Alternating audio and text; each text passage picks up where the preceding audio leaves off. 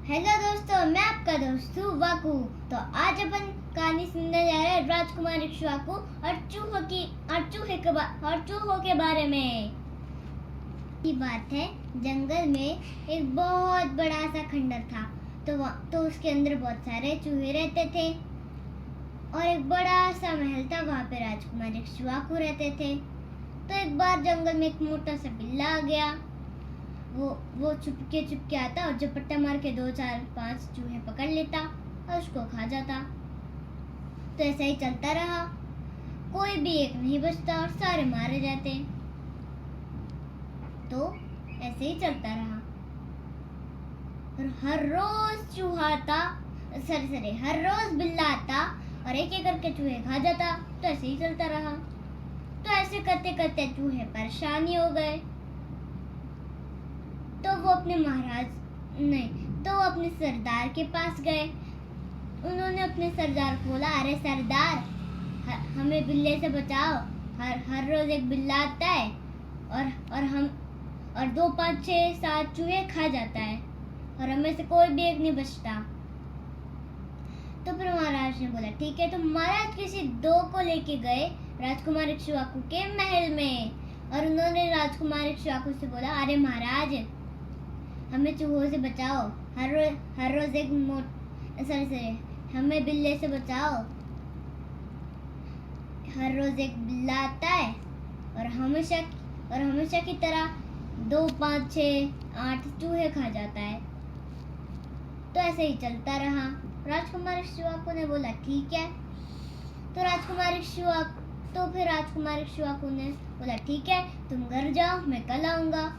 उसके बाद चूहे घर चले गए। उसके बाद राजकुमार इक्ष्वाकु कल आए और साथ में एक मटकी भी लेके आए जिसके ऊपर घंटी बंधी हुई थी और उसके अंदर था बहुत सारा चूरमा। तो फिर राजकुमार इक्ष्वाकु ने सब चूहों को बाहर बुलाया। उसके बाद मस्त चूहे चूरमा खाने लगे। तो उनका पेट भर गया। उसके बाद वो अपने बिलों में चले गए और राजकुमार इक्ष्वाकु भी एक दीवार के पीछे छुप गए बिल्ले का इंतजार पे। तो बिल्ला आया। उसके बाद उसने देखा, अरे एक भी चूहा नहीं है। तो उसको वहां पे एक मटकी नजर आई। तो वो मटकी को देख के चौंक गया। तो जैसे ही वो उसके अंदर देखा, उसके अंदर चूरमा था। तो चूरमे को देख के उसके मुंह में पानी आ गया। तो उसने फटाक से अपना सर मटके में किया और मस्त चूरमा खाने लगा। तो जैसे ही उसका पेट भरा, उसने अपना सर निकालने की कोशिश की, पर वो मटका उसके गले में फंस गया। चाहे बिल्ला इधर भागे, उधर भागे। उसके बाद दूसरी बार वो एक पेड़ से टकराया, भट, और मटकी फूटी। उसके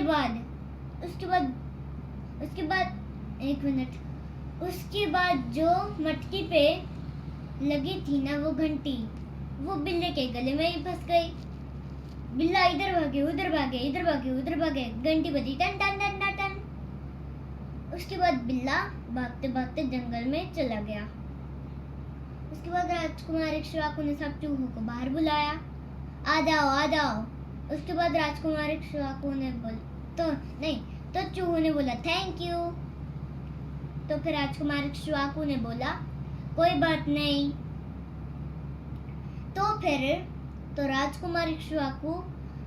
उसके बाद राजकुमार इक्ष्वाकु ने बोला, जब भी घंटी बजे, टन टन टन टन टन, तुम अपने बिलों में छुप जाना और एक भी चूहा नहीं खा पाएगा। तो इसके बाद राजकुमार इक्ष्वाकु अपने महल चले गए। जब भी बिल्ला आता, घंटी बजती, टन टन टन टन टन, और सारे चूहे अपने बिल में छुप जाते। बिल्ले को एक भी चूहा खाने को नहीं मिलता। तो ऐसे चलता रहा। तो थोड़ी देर में बिल्ले ने बहाना छोड़ दिया और सारे चूहे अच्छे से रहने लग गए। तो आपको इस कहानी से क्या सीख मिलती है कि कभी भी आपको किसी को भी परेशान नहीं करना चाहिए और सबकी मदद करनी चाहिए।